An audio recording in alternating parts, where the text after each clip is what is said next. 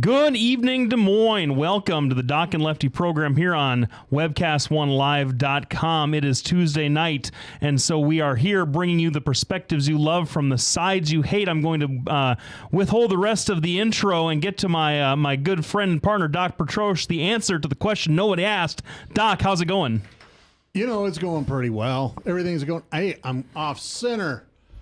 Oh, my goodness. I look like I'm left... Oh, no, I'm right of center. I'll be all right. Hey, I'll have to scoot it over. There you know what? go. We've always known right you're on the beat. We've always known that you're a little tilted. But anyway, Yes, absolutely. Generally we do the rundown of the show. We kind of pass it back and forth between ourselves, but we've got a lot to talk about. We've got a guest calling in a few minutes, and hopefully if my last-minute wrangling gets our second guest... or one of Doc and Lefty's reporters on the ground from Ferguson, Missouri. Hopefully. He'll be calling in at 7 o'clock. Sometimes these instructions get lost in translation. But anyway, we got a lot to talk about. I know that you were desperately wanting to dig in to the Rick Perry indictment that came down last week. And so we'll spend the first few minutes talking about that. Then our good friend of the show, super duper friend of the show, Representative, I think probably come this next swearing in, it'll be former representative, but I still believe that he's in office. Tom Shaw, who has been chomping at the bit about this issue too, is going to call in. He's got a history of law enforcement. I know where he's going to stand on this, or at least I suspect that I know where he's going to stand on all this stuff. Well, what I would like to do, yes, to get right to the Rick Perry thing, I think it would be handy if you would describe kind of the indictment process. Oh, sure. What kind of start from kind of what's prompted it to the indictment process. Generally, in the legal system, there are two ways of bringing formal criminal charges against a person. You can either do what's called file a written trial information, and that's just a brief written document that describes the crime, describes the charges, describes the witnesses, and some of the evidence the state has against that person, and that's filed by a county or district attorney against a criminal defendant, or you can do what's called indict them. An indictment is where the prosecutors gather up a bunch of evidence and they present it to a grand jury. And grand juries range in size all over the country. I believe in Texas, which we're going to talk about here, it's a 12-person grand jury. Now, not to be confused with the jury at a criminal trial, the grand jury is not to determine guilt or innocence of the charges, but to determine whether or not the state has enough evidence to support the charges at a trial. And so a grand jury scheme. Now, Iowa doesn't typically use grand juries except for very rare circumstances, one of them being political corruption. I don't know if Texas has that same kind of system or if they indict everybody, but a grand jury was convened.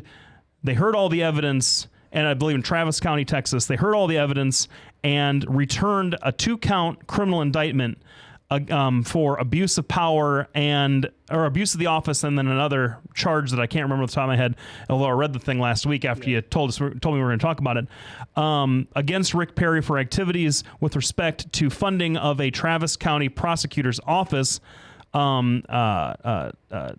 initiative. There was a program that was being funded by the state that Rick Perry tried to meddle with. So, Doc, this, to me, I read the indictment, and you're always going to get something, some kind of political spin either way on any time a politician is indicted for anything. You saw it with with Bob McDonald in Virginia. You saw it with the Clinton impeachment trial back in the 90s. You see it all the time.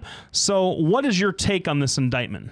Well, well, first of all, I want to say that if I ever get arrested and go to jail, I hope my picture is as good looking as Rick Perry's. That's all there is. He and Tom DeLay, they did a walkthrough mugshot. I guess they has a sped up process in Texas, and that's okay. The second thing is you have to keep in mind an indictment does not mean that you are guilty. It Absolutely just correct. means that there's evidence that there's enough evidence to proceed with a trial. It's like if we're sitting in the studio, and Maddie happens to say, "Hey, listen, Doc came after me," and I have 2 other witnesses that say no, then the grand jury at that point will save everybody a lot of tax money and go, "Nah, nothing happened." Whereas, if it's my word against her word, then there's enough there to proceed with a trial. At least, there's something going on. There is some evidence, and there's evidence that a jury could return a conviction of guilty on, but I do not believe in Texas or anywhere else that, and I'm fairly certain of this, so I shouldn't even waffle on the subject. It is not a reasonable doubt standard. They're not determining guilt. No, reasonable doubt is reserved for a guilty verdict by a jury in a trial. So, and basically, what has been alleged is that this district attorney was drunk. No, that's been proven. She pled guilty to it and did 45 days. All right. You're correct about that, but the alleged part is further down the road. Oh, I apologize. The alleged part is that Rick Perry wanted her to be dismissed, tried to get her to be dismissed. They would not do it, so he said, I'm going to veto your funding. And from my perspective, if you give a governor line item veto power, doesn't matter what he does with it. If he's got the right to do a line item veto, he can take money and do whatever he wants. He can strike parts of a bill and then sign it. We have the same kind of thing here in Iowa. We do. It is the perceived retaliatory nature of what happened and listen, we both know, and you never want to be indicted. Even if it looks political, and as a Democrat and a liberal, I would say this looks political. I guess Travis County's got a lot of Democrats in it, but the one aspect of this that kind of leads me to think that there might be something to it is if it's purely political, this district attorney is not the person you want to ride for if you're the Democrats seeking to federally indict a very popular Texas governor.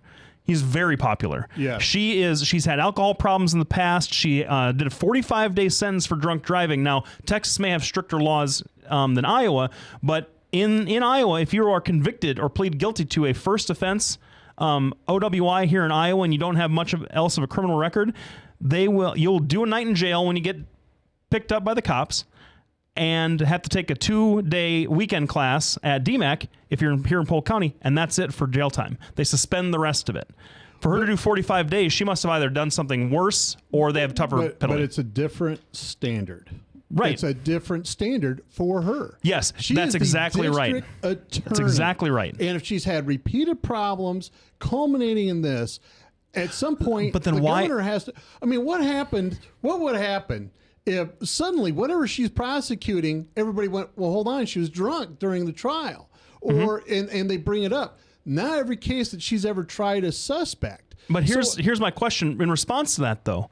Why would the Democrats expose themselves and ride for her if there wasn't something to it, given that she is so unsympathetic? And I agree with you that she's unsympathetic. Well, and this is part of the thing. All politics is local. Yep. And a lot of local people don't understand that their voice is carried nationwide. Well, especially when you're going after a guy that's probably going to run for president in 2016. And has run for president. Yep. And is very popular in conservative circles.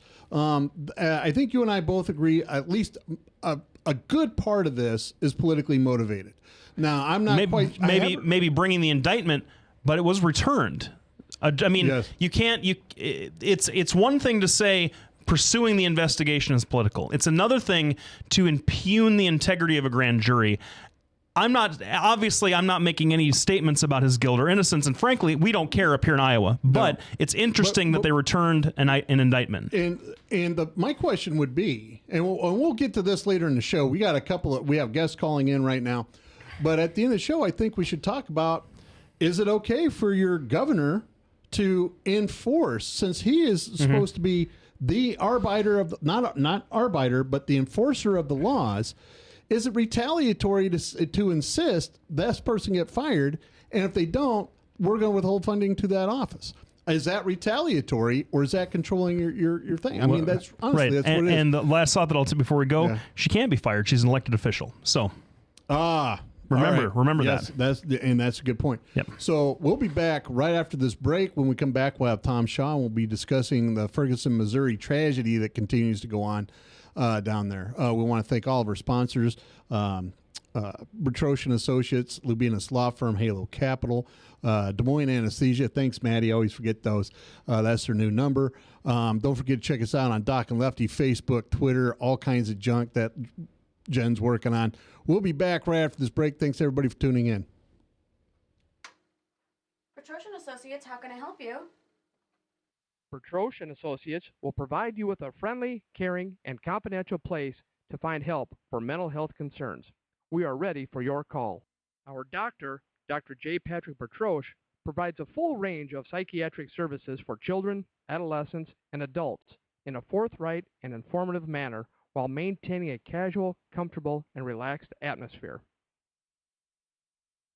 Whether you're 10, 25, 50, 80 years old and beyond, everyone needs to live within their means.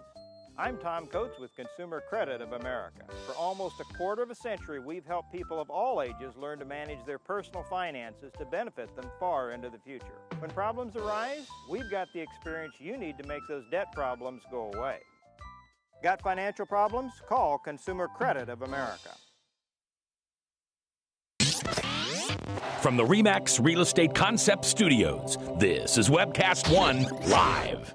Hey, welcome back, everybody. You are listening to Doc and Lefty here, streaming live this evening from our website, docandlefty.com. We're in the webcast1live.com studios and certainly do appreciate all of their help. Anyway, on the line with us today, Representative super duper friend of the show and representative of Northwest Iowa District, and I'm sorry, Tom, you're gonna have to remind me of the district number because I forget from time to time. But Tom Shaw, Tom, how are you doing?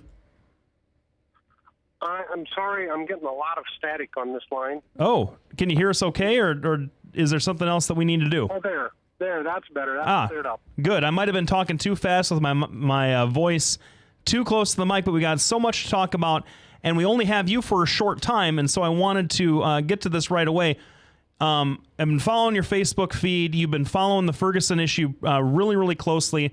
For our listeners who've been under a rock for the past week, there are protests in the St. Louis suburb of Ferguson, Missouri, following the shooting of an unarmed teenager by a Ferguson City police officer. I believe they released his name. His name is Darren. I almost gave Wilson. Darren Wilson. Thank you very much. I almost gave away the name of a client, and that would have been bad. Oh, that would have been bad. But Darren Wilson, the young man's name who was shot, name was Mike Smith or Mike Wood? Brown. Mike Brown. Good. Brown. I've been reading this all day and I can't come up with names. Oh man, tell you what. Mike Brown and Darren Wilson. Now, there have been protests all week, and the law enforcement response came in, and there have been intense criticism on both sides. But Tom, I think that you've taken some exception to some of the criticism of the police department. First of all, everyone knows that you're a representative here in the state of Iowa, but you also have a law enforcement background. Can you share that with our listeners for a refresher? Sure. I did 20 years in the Navy, non-law enforcement, and after retiring in 2002, came back and joined my hometown police department. I did hold the position of chief. I resigned that when I became an elected official, but I am back and have been back working not during the sessions, off-session time as a patrol officer. So riding around working the beat. Yeah, about 11 years of civilian law enforcement experience, yes. So what's your take on this this growing? Well, it's subsided a little bit the last day or two, but certainly over the weekend. Yeah, with the introduction of the National Guard. Right. So it's been a pretty hot topic down there. Well, it depends on, and I want to be clear what aspect of this you want to focus on, because there's several aspects that I've been talking about. Are we jumping to conclusions and not letting the facts come out and immediately condemning this officer for his actions? Never. Or is it the over militarization, or the perception that the police have become over militarized? I mean, what aspect? There's so many different aspects to this whole situation, and it's quite fascinating because it falls both under your realm, as an attorney, and under Pat's realm, under the psychology, whether it's the psychology of the inherent mistrust and hatred of police or mob mentality. There's just so many aspects of this. I guess I would like to know for sure exactly what aspect of this do we want to discuss. Well, and that's a fair point to make there, Tom, and I guess what I wanted to talk to you about specifically, now no one is making any conclusions about anything at this point because there are certain facts we know, but there's a bunch of stuff that we don't know. For example, no one really knows for sure what sparked the confrontation between Brown and Wilson. No one knows that for absolute certainty. There are eyewitness reports that come out on one side and certain reports come out on another side. But I guess one of the things I wanted to talk to you about is I have been distressed by some of the response to making this anything but the tragedy that it is. Now, I think that we all three can agree that a young man being shot down in the middle of the street in broad daylight is a tragedy regardless, especially when he's unarmed, is a tragedy regardless of what might be politically expedient to talk about. We'd agree with that, correct? Oh, yeah. I absolutely agree, and I think if you've been following my post, that is the exact point that I have been trying to make. Right. Yeah, with this rush to judgment. Right. So it's from this we have, and you're right, we have news stories that are coming in, and we've all, from the get-go, from the beginning when there was that supposed, anonymous reporter or whatever that misidentified the police officer. I mean, it started from that to all kinds of other things, all this misreporting and contradictory reporting. Nobody knows for sure what has happened there. Well, and that has been my entire point. Do you have but do you have any? Would you have any response or any kind of take on some of the kind of the mudslinging against the victim that's been happening? Because that absolutely. There's mudslinging on both sides. And quite frankly, I find it reprehensible. As a police officer, I am trained. You never blame the victim. You never take the victim's background, their status in life, or anything else. You don't blame the victim. You take the facts as they are. A victim or an alleged victim is an alleged victim. Right. And that's that. And all right. Go from there. All right. Now we're going to take a quick break, Tom. After the break, I got a couple of questions for you, so that maybe our listeners can understand why the police have been castigated basically in the news media, and I think a lot of it has to do with the system's approach. So we're going to get to that right after this break. I want to thank everybody for tuning in. We're here every Tuesday from 6:30 to 7:30 p.m. on docandlefty.com. Thanks everybody for tuning in. We'll be back right after this break. Whether you're 10, 25, 50, 80 years old and beyond, everyone needs to live within their means. I'm Tom Coates with Consumer Credit of America. For almost a quarter of a century, we've helped people of all ages learn to manage their personal finances to benefit them far into the future. When problems arise, we've got the experience you need to make those debt problems go away. Got financial problems? Call Consumer Credit of America. Metro Ford's on everywhere. Metro Ford's on everywhere. See 'em here, see 'em there. You got bad credit? We don't care. Metro Ford's on everywhere. Metro Ford's on everywhere. Visit emetroford.com for your guaranteed credit approval. Good credit, bad credit, no credit. Everybody drives with guaranteed credit approval at emetroford.com. Metro Ford's on everywhere. Visit emetroford.com today. From the RE/MAX Real Estate Concept Studios, this is Webcast One Live. Hey, welcome back, everybody. Thanks for tuning in. We're talking about the Ferguson tragedy, and we've got a friend of the show, Tom Shaw, 20 plus years of law enforcement experience here, and providing a little bit of insight on his take on some of the stuff that's been going on down there. And Doc, I know that right before the break, you'd wanted to ask a couple of questions about his take on the overall mentality of the protest. Well, now, Tom, I mean, we're Facebook friends. I watch what you post, and you seem to be, of the opinion that the police are unfairly being prosecuted in the press. One of the things that has been happening is the appearance that the police are not able to contain the riots down there. Can you give us an insider's perspective of the logistical problems of a 50 some odd police force trying to keep riots under control in a town of easily 100,000 that's 70% black? Can you kind of provide an insight of what the logistics are going to be for the police department? Well, before I do that, I'd like to, I think, make a clarifying statement here. What I have been trying to battle is the misconceptions and myths of what happens in an officer-involved shooting. I am battling the myths that people see on television, and now they want to apply it in a real-world situation.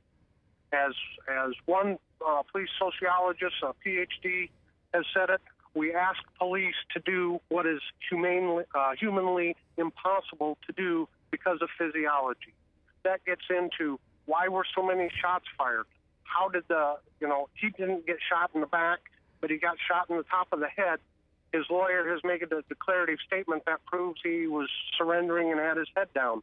No, it doesn't. It means that because of human physiology, when the officer first started shooting, to the point when his brain recognized that he was falling, by that reaction time to get to his finger to tell him to stop pulling the trigger, an additional 3 or 4 shots can go off. So it is consistent with somebody running towards somebody, being hit several times, and as they are falling forward, the last shot hitting them in the top of the head.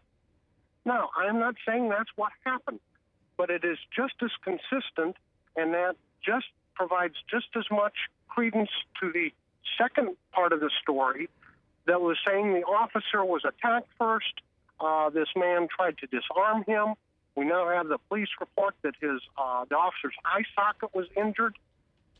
It fits in that narrative. And I guess my frustration is not everybody, so many people have latched on to the initial news that he shot an unarmed man, and there's no logical explanation why an unarmed man would be shot. And I have been trying to explain how that can happen. It is logical. Now, but they will not. I accept the possibility, okay? I accept the possibility that this officer shot this unarmed man in cold blood and murdered him. I accept that possibly happened. But I also accept the possibility of the second narrative that is coming in. But all right, it seems to be either or for so many people, and it's not. It's both. That's why we need this police investigation to find out exactly what happened. All right. Nobody knows. Now, let's say, for instance, that it's the second scenario coming out. The officer was in fear for his life. I know that if, as a private citizen, if somebody is running me down after having beaten me up, if I shoot him dead in the street, there is a law that states that I overreacted. I used more force than was necessary to subdue the person. Do police officers have to follow that same type of doctrine?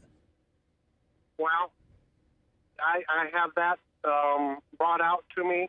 That is not necessarily true, what your statement you just said. That a police officer is going to investigate the shooting, whether it's a private citizen or another police officer. The use of force is the same, and the criteria on the use of force would be the same.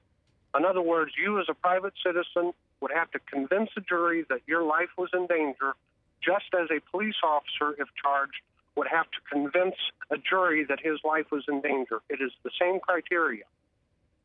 Okay. Now, there's a big controversy about how much heavy equipment that the police forces around the country are getting. They're getting the up-armored MRAPs. They're getting heavy weapons. They're getting all kinds of military-grade equipment, and a lot of this military-grade equipment has been used in Ferguson. What's your feeling about that? Basically arming the police state to the teeth. My initial reaction is I don't like it. I don't like it a bit. But what I have also been trying to point out is we're not making any distinction here. We're using the generic term of police. It is my understanding in trying to follow the story, and I may have it wrong, there's so much confusion with this. The Ferguson Police Department tried to handle the situation the first night. The armored vehicles and the SWAT members and all of that look militarized in their SWAT gear, that came from the state police, and the governor ordered that in. It was not the local police that did that. So do you think this police chief down there in Ferguson is going to be able to remain in his job, or has he lost so much faith? I don't know. I don't envy him. I do not envy him. I can't imagine the amount of pressure and stress that he is under right now. All right. Well, I just can't. This next question kind of comes from my bailiwick. The one thing I know about mobs and riots is they only exist if there is a perception that there is no order. And if you're trying to police a predominantly black neighborhood with a predominantly white police force, do you think that there is a perception that there is no order, or that the order that exists is unjust, and that is what has led, at least in part, to the riots down in Missouri? And the heavy-handed response. I think it cuts both ways. I think so. Well, we've seen media reports of. Let's just put it this way. Go ahead. Give Tom a second answer. Oh, I can understand, and that's what needs to be discussed and studied. Which came first? Did the increase in violence come first, and then the state police respond, and now the National Guard, or were they sent in anticipation and they overreacted, which then caused more violence? I don't know at this point. The reports are too sketchy. This is definitely something that needs to be studied. Okay, now we're going to take another break. Tom, do you want to stay with us? We have another guest coming on. I didn't know if you still wanted to stay around and participate a little bit, or if you had to go. I sure do. All right, I would. We're going to be back right after this break. I want to thank all of our sponsors, Doc and Lefty, of the Doc and Lefty Show, including Petrosha Associates, Lubinas Law Firm, Halo Capital, and Des Moines Anesthesia. We also want to thank all the people that sponsor the studio, keep the lights on. Don't forget to follow us on docandlefty.com, Facebook, Twitter, Google+. I'm sure we're going to have a couple other things coming out, aren't we, Jen? She says yes. So we'll be back right after the break. We're with Representative Tom Shaw, and the next person up is Harry Harris. We appreciate everybody for tuning in. Will provide you with a friendly, caring, and confidential place to find help for mental health concerns. We are ready for your call. We are proud to work with military personnel and their families. Our doctor, Dr. J. Patrick Bertroche, provides a full range of psychiatric services for children, adolescents, and adults in a forthright and informative manner while maintaining a casual, comfortable, and relaxed atmosphere. Our licensed mental health therapists provide individual counseling to children, adolescents, and adults, including couples and marital counseling. Visit our website at bertrocheandassociates.com for more information or call 515-334-9484. Our offices are located at 5525 Meredith Drive in Des Moines, just east of Skate North off Merle Hay Road. Isn't it time to talk to someone? Take care of yourself and your family. Contact Bertroche and Associates. Hey, welcome back, everybody. Thanks for sticking around for the first half hour. This is the Doc and Lefty program. I am Lefty with my partner Doc here across the table. We're with guest Representative Tom Shaw, giving us a little bit of a law enforcement background. Now, on the other line is another guest we've lined up who is to kind of set him up to explain what's going on. I reached out to my my best friend in the entire world, John Becker, who is a resident of St. Louis. Now I feel threatened. Well, I mean, he's a threatening cat. Absolutely. Who's a resident of St. Louis, lives in St. Is, and was kind of picking his brain to get a more local perspective. And he said, there's a guy that you have to talk to. He's an old fraternity brother. His name's Harry Harris, who is with us on the other line. And Harry, can you hear me? Are you there? Yes. Yeah, I'm here. Oh, fantastic. Now, Harry, you don't live in Ferguson, do you, or is that where you live? I live other side of the highway. It's about maybe less than a half mile from the Ferguson border. Okay. It all starts to kind of meld together a little bit, but officially in the Florissant area, which is right next to Ferguson. Sure, but obviously you're familiar. Everybody's got to be familiar with what's going on down there. Yeah. Sadly for me, one of the routes that I take to work, or I can take to work, go right through all of that. And, for 10 years, I've, driven down the street, and to see all those images on TV it's just heartbreaking. I've been to that Quick Trip. I used that Quick Trip. I used the Walmart that was broken into. And it went further. There's more damage, I think, that was done that you probably didn't even see. You didn't see on TV. And yesterday I took my son. He's been asking to go to the Toys R Us, which is in the same shopping plaza as the Sam's and the Walmart you might have seen. And I go in there, and we're kind of walking around, and I'm thinking everything's okay. And I start looking, just the electronics section is cleared out. I mean, the cases when you walk in where they lock up video games and things, gone. One of the employees told me all the tablets. So you see this at stores that you shop at, and we went to different places on Sunday and boarded up windows and things like that, and you feel like you've been robbed because these are places that you're in every day. Seeing that Quick Trip burn down, it's not my house, but that's what I used. Sure. It's really hard. Now, Harry, there's kind of a question up here and nationally as to just how widespread the rioting has been, and there's some reports, there's some sense that the rioting has been fairly localized to specific areas, while the larger protests have been more peaceful, and that's been kind of overshadowed by what have been termed by some as a few bad eggs. Is that your sense of it down there? Yeah, pretty much. I mean, there's two main thoroughfares that run through Ferguson. So you've got a West Florissant, and you've got Florissant Road. West Florissant is where you've seen like the Quick Trip and all of these confrontations and the tear gas and all of that. Florissant Road is where the police headquarters is located. So when you've seen shots like that out there, you're not having the violence in front of the police station. You're having some people are on the sidewalk and mostly protesting during the day there. It's West Florissant, which is, again, one of two major arteries for that area. That's where all of this is happening. That's interesting.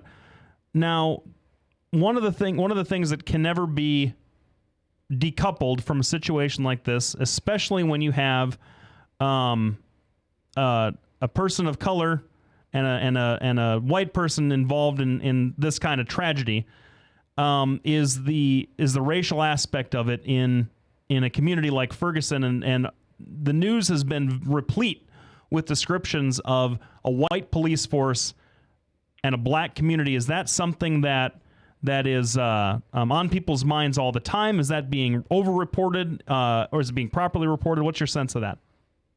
The thing that I've come to learn in all of this is that everybody has different perceptions. You have some facts.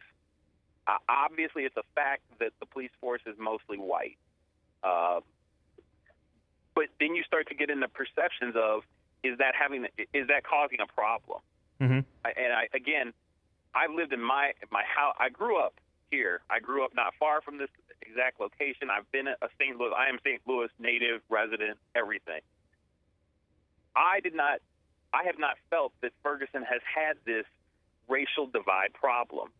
I am a person of color myself, and I had not seen this until now. And I think my first reaction to a lot of this was when people started going on shows or people started passing this narrative that Ferguson is racist. I turned on Meet the Press on Sunday, and there's a gentleman from Harvard who's saying Ferguson is racist. I'm like, you haven't been in Ferguson. You don't know Ferguson. I live next to Ferguson. I go there every day. That's not the case for me. I've never been pulled over by a police officer. I've never had in Ferguson. I've never been pulled over. I've never had a bad interaction in Ferguson. I go to their summertime events. You know, I take my family there. They put on July 4th picnics that are open and free for the public. You know, they're doing things to build a new center where, you know, youth and things can go, where they have something to go to. They do an annual 5 and 10K run and a 1 mile fun run through the city streets of Ferguson. That's put on. One of the lead people there is a person of color. There's people, black, white, every color, every ethnicity, working together to put on these events. You see the police lining the streets to help with stuff like that. So it's really disheartening for me, from my perspective, to hear that Ferguson is such a bad city. And it's also, go ahead. But I also have to accept that there may be some people that are having bad times or have had a bad situation. And I wanted to speak for them. And that's fair enough. I wanted to have Tom respond quick, not necessarily to your personal experience in your hometown, but Tom, we've had these sorts of, and I don't want to downplay what a lot of folks are feeling, as if they're feeling racial tension. We don't want to diminish that, and I know that you would never do that. But how can some of these maybe these racial components that may have where tensions are high anyway and people are upset, how can that cloud some of the investigation that needs to happen so we all can kind of get to the truth of the matter, in your experience as a law enforcement official? I was trying to figure out how I might respond to that in a coherent and quick manner. Well, you know what, we could. Hey, Tom, we can take a break while you think about your response. Okay. So that'd be fine. We're going to take a break real quick. Want to thank all of our sponsors: Lubinas Law Firm, Halo Capital, Petrosian Associates, and Rats Des Moines Anesthesia. Thanks, Maddie. We'll be back right after this break. Don't forget to follow us on Facebook, Twitter, and DocandLefty.com. From the RE/MAX Real Estate Concept Studios, this is Webcast One Live. Get away from us, you mean old credit card. We don't have any more money. We're in trouble now. Save us! Help! Somebody save us! Somebody help! Help! Save us!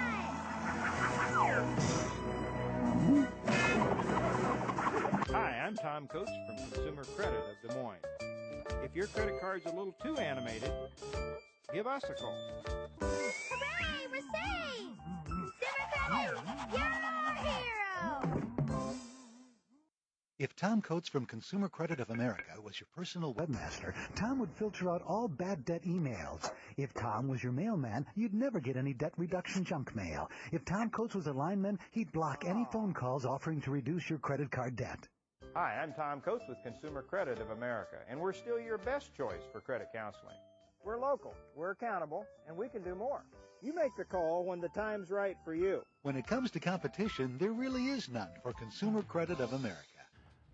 Hey, welcome back, everybody. Thanks for sticking around. We have guest Harry Harris, resident of nearby Ferguson, just grew up in the area, uses the Quick Trip, and has a lot of experience on there. We're certainly appreciative to have him. We have a friend of the show, Tom Shaw, on the other line. And right before the break, I had posed a question to the representative about, in his capacity as a law enforcement officer, how do these sorts of racial tensions cloud, or if they do affect a police investigation, especially one as fraught as this? Well, first off, let me say thank you to Harry. That's a very enlightening perspective that he gives. I really appreciate him giving that perspective. I think we need to stop looking at vengeance, and I think a lot of these types of situations end up being vengeance. In other words, somebody's been victimized, and they're looking for revenge. And whether it's a police officer that thinks he's been wronged by the citizens of this community, so he's going to go out and just start picking on citizens for revenge, or whether it's the other way around. We need to start looking for justice. And justice is, if there's a wrongdoing, justice is we're searching for the truth, and we're going to provide appropriate and just punishment when we come to that truth, if punishment is warranted. And I think we need to start focusing on justice, rather than trying to go out and look for revenge for past wrongs. All right. I don't know if that makes sense or not. But It makes perfect sense. Yeah, it makes a lot of sense. Now I got a question for you, Harry, since you're right down there in the middle of everything. There's a representative down there, and then the Missouri Highway Patrol Captain Ron Johnson are making a lot of statements that, quite frankly, are inflammatory.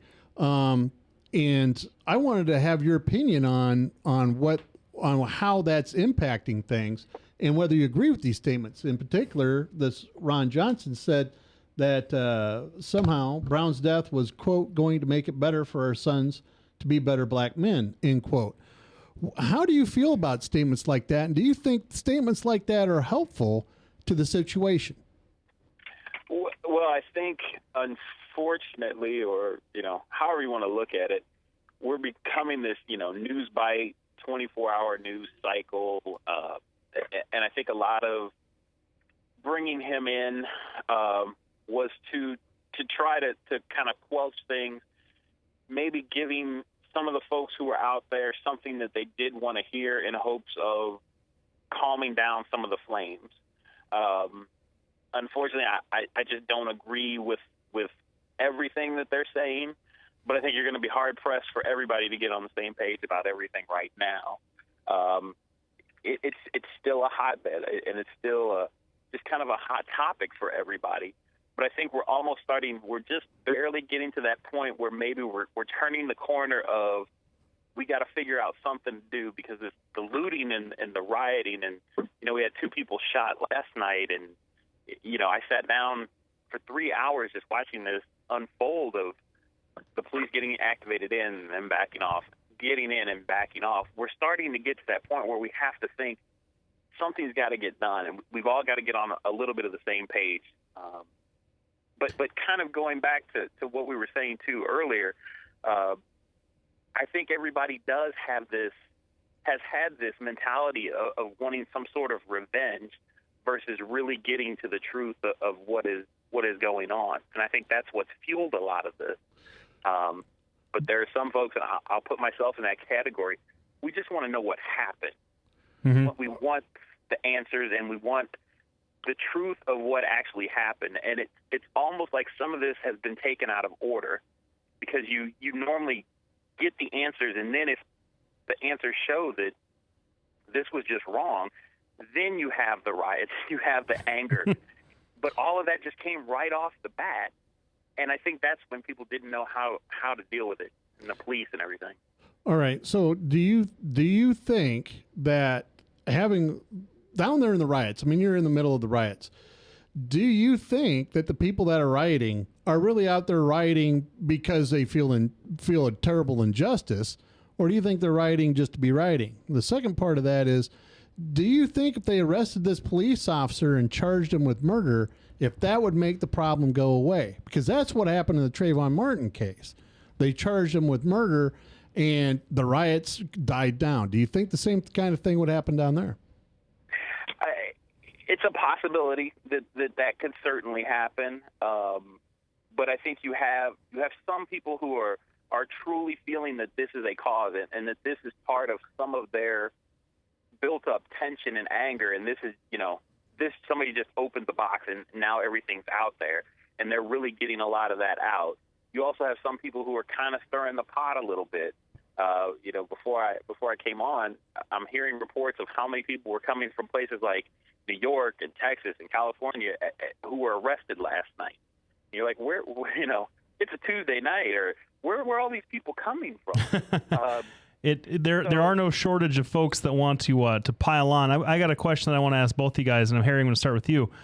We can all agree, I think, once again, that rioting, looting, destroying of property, stealing other people, all of that is very distressing, shouldn't happen, should never happen. I think we can all agree with that. But Harry, you live down there. Do you think that the police response to the protests, and I'm sure you've heard these reports about taking care of trying to take care of the rioting is one thing that, they're trying to take care of that, but also, is there so much confusion that these reports of journalists being arrested or being assaulted by police officers, are we being fed a line there? Do you think the police have been appropriate? What's your sense there? And Tom, this is probably, you're a little disadvantaged here. because and all three of us we don't live down there. But you've been following pretty closely, and I wanted to ask you the same question. But Harry, go ahead.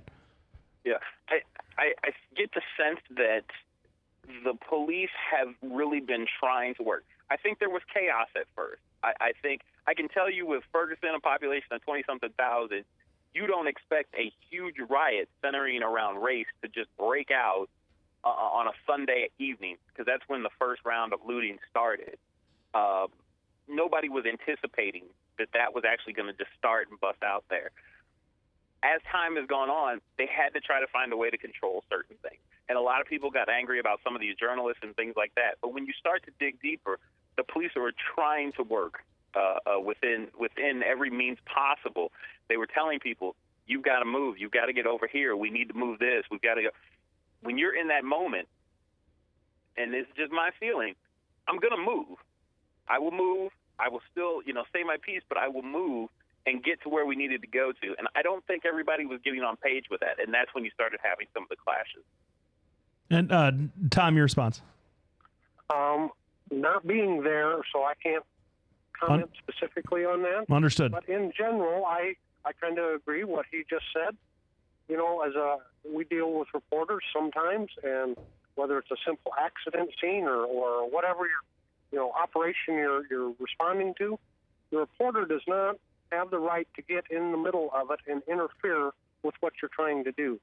And if a reporter is getting into place and the policeman is trying to secure an area to keep citizens safe, for other people's safety and for their own safety, and a reporter gets in their way and refuses to step aside, then that reporter is wrong.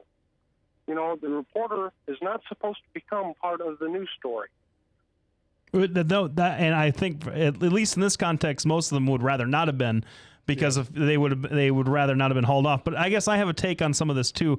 Get to really quick before we have to. I'm sure we have to get a break. I'm getting the eye here, but I guess my sense of this is, at least from some of the reporting that we've seen, is that at least from the media issues, is that some of them were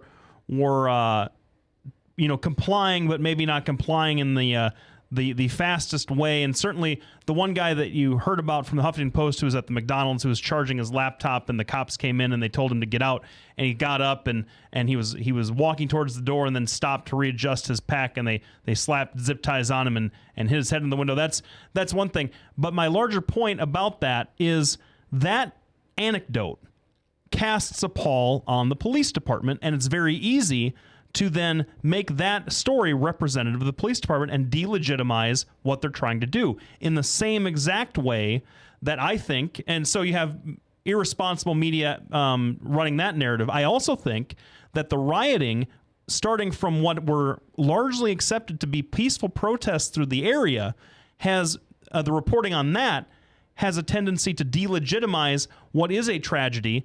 What is, for the people that they're protesting this, who have a deeply felt sense of injustice here, that those two things, I think, we maybe haven't talked about, and after the break you guys can respond to that. I think there are folks out there using this from both sides to serve some sort of political purpose, and Tom, like we talked about and agreed to at the beginning of the show, completely ignores that this is it's a tragedy. It's a tragedy. Absolutely. On that note, we're going to take a quick break. We want to thank everybody for tuning in. You can find us every Tuesday from 6:30 to 7:30 p.m. on docandlefty.com. We also are on YouTube, so if you missed the show, you can catch it. We have a YouTube channel. Just go to YouTube, and then it's Doc and Lefty. We want to thank all of our sponsors, Petrosian Associates, Halo Capital, Des Moines Anesthesia, and Lubinas Law Firm. Whew, almost forgot you, Blake. That's okay. We'll be back right after this break. Thanks, everybody, for tuning in. Petrosian Associates will provide you with a friendly, caring, and confidential place to find help for mental health concerns. We are ready for your call. We are proud to work with military personnel and their families. Our doctor, Dr. J. Patrick Bertroche, provides a full range of psychiatric services for children, adolescents, and adults in a forthright and informative manner while maintaining a casual, comfortable, and relaxed atmosphere. Our licensed mental health therapists provide individual counseling to children, adolescents, and adults, including couples and marital counseling. Visit our website at bertroshandassociates.com for more information or call 515-334-9484. Our offices are located at 5525 Meredith Drive in Des Moines, just east of Skate North off Merle Hay Road. Isn't it time to talk to someone?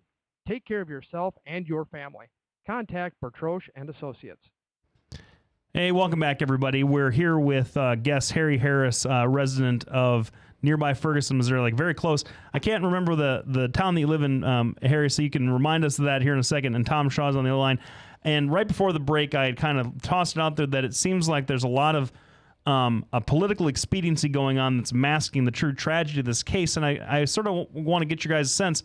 Harry, do you get the sense that the reports of the cops being abusive or the reports of the riots, are these bad eggs, one apple ruining the whole barrel, or is it more systemic problems on one side, maybe the other, or both? No, I think you've got a very tense situation. You've had at times hundreds of very angry folks who are just continuing to get fired up, and the situations are getting out of control. And I think there are cases where they've had to go in, and there's not a, hey, can you please move over there so we can do what we want to do over here? And if you could just, no, it's get up, get out, let's go. And in these kind of times, we have to expect that, and we have to respect that. And if folks are not doing that, you're going to be subject to arrest. So I don't think it's a bad apple. I think it's just, this is a very intense time. It's kind of like a war zone some nights down there when you've got tear gas going. We've had incidents of people in crowds firing off guns. Things are being thrown at the police officers. So there's not going to be a hey, please and thank you for moving. It's just not going to happen. Tom? Right. Well, I once again would probably agree with him. I think of the stress that they must be under, the long hours they're putting in, probably lack of sleep, stress, not eating properly. They're dealing for hour after hour with angry people. I'm sure that some of the cops are getting short-tempered. I think that's human. Have some of them overstepped and overreacted or acted too quickly? That's a distinct possibility, but I think you're going to have that in a situation like this. And we have to make a distinction, too.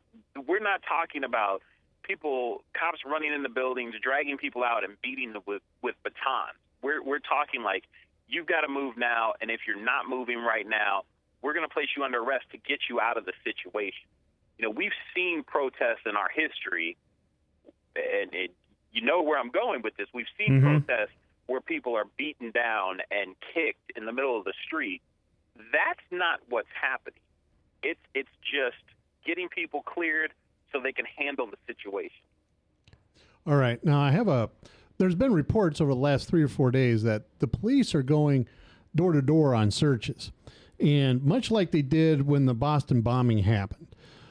What are either one of your opinions? We'll start with Tom. What's your opinion on that? I mean, they're going warrantless, basically door to door looking for, I don't know what they're looking for, but there's been a lot of reports like that. What do you think about that going on, particularly with our previous discussion with the up-armored MRAPs being available to these police? Sure, and here once again we're trying to put an objectionable standard on something that is subjective, and I think Lefty will back me up with this. The requirement is against unreasonable searches. So it depends on A, what they're searching for, and do exigent circumstances dictate that a jury would find that the police officer's actions are reasonable under the situation. In other words, there wasn't time to go get a search warrant because the situation was so dynamic that they had to do this action. I can't answer. I don't know what the situation is. I don't know if they're actually doing this or if it's an unfounded report. Right. Well, Harry, have you? Once again, it's going to have to be determined afterwards and looked at, were these exigent circumstances or not. All right, Harry, have you seen anything like that? And what would your opinion be if that actually was confirmed? Yeah, from my understanding, that as far as a search has not been going on, but they have called in like the FBI to help going door to door, especially as they're trying to piece everything together to talk with folks about if they saw what happened. Because, this is an apartment complex area. Right. So there's so many people there that could have seen something or heard something, maybe haven't come forth, maybe are scared to come forth. At the memorial for Mr. Brown on Saturday, I believe, Chief Ron, he addressed this, that the FBI, they've been called in, they're going door to door, they're putting tags on people's doors to let them know, hey, here's who you call if you saw something. I know they've really put out a call to get videotape from folks if they had anything or if anybody saw anything to come forth. In that community, I will say people may be kind of scared to come forth even if they know something. And I really appreciate the perspective. I wanted to mention just a couple of things with respect to the warrant requirement. Tom, you're absolutely right about the exigent circumstances. However, there can't be blanket exigency over a community if what Doc is saying is true. It has to be. Why don't you explain what that is to the guys like me that aren't that smart? When the warrant requirement and the ability to go into somebody's home for a search it has to be, and Tom, you'll be able to back me up on this. It has to be first of all reasonable, but also narrow and particular. And you have to lay out everything that justifies a search. If they're going door to door and searching houses under this sort of state of emergency, well, then it is a war zone. But I don't think anybody's declared this a state of emergency and suspended Fourth Amendment and whatever the state constitutional rights are. And so even though Tom is absolutely right that exigent circumstance going door to door for particular searches, that would be one thing. If they're using this as a means to get into every house on the block, and I know that my Liberty friend Tom Shaw is going to back me up on this 100%. You can't be having that.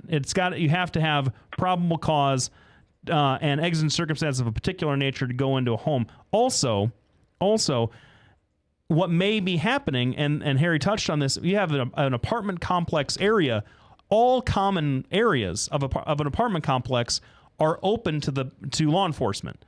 So the only thing that's protected by the Fourth Amendment is your actual dwelling. So if you are out in a common area of a hotel or of an apartment or a hotel or whatever, you can be picked up, you can be arrested, you can be searched under probable cause, and anything that you have with you or you've left in that common area can be subject to a search too. It's not protected in the Fourth Amendment. All right. Now, I want to thank both of our guests who are very excellent. We're blessed to have some very good people calling in. And Harry, was great talking to you. Tom, it's always a blast talking to you. Do either one of you have any final words you want to say? We'll go with Harry first. I'd really just like people to know and understand that we're still in a really great area. We've got our problems, and this is obviously a huge tragedy that we're dealing with. But with all the surrounding communities, the St. Louis area in general, it's a great place to live. All right. Now, do you have Facebook, Harry? Not a public page. I do have my own personal page, but all right. Yeah. Well, don't forget to like us. All right. It's Doc. He already has. All right. He already has. Good. Now, Tom, anything you want to say? And thanks again, Harry, for calling in. We really appreciate it. Tom, you have any final words? The more I learn as I go through this life, I've always tried to live under the fact that reasonable men will come to reasonable decisions. I'm learning more and more we have to put the caveat on there unless emotion is involved. We have emotions here like fear, emotions of a sense of injustice, and as long as those prevail, I think people block out logic and facts and that, and we need to get back to let's set aside our prejudices, our biases, all the false information that's been fed to us. Let's sit down, logically look at the facts. Let's come up to a solution with this. Let's not allow this to happen again. All right. Well, thanks a lot, Tom, for giving us a call. Feel free to tune in anytime. Call in, Tom, and don't forget to like us. Right? Oh, I know he has. Oh, yeah, he has. All right. We want to thank everybody for tuning in tonight. We're here every Tuesday from 6:30 to 7:30 p.m. on docandlefty.com. Want to thank our sponsors, Petrosian Associates, Lubinas Law Firm, Des Moines Anesthesia and Halo Capital. We also want to thank our studio sponsors for keeping the lights on for us. Don't forget to follow us on Facebook, Google, Twitter, Google Plus, all kinds of other things.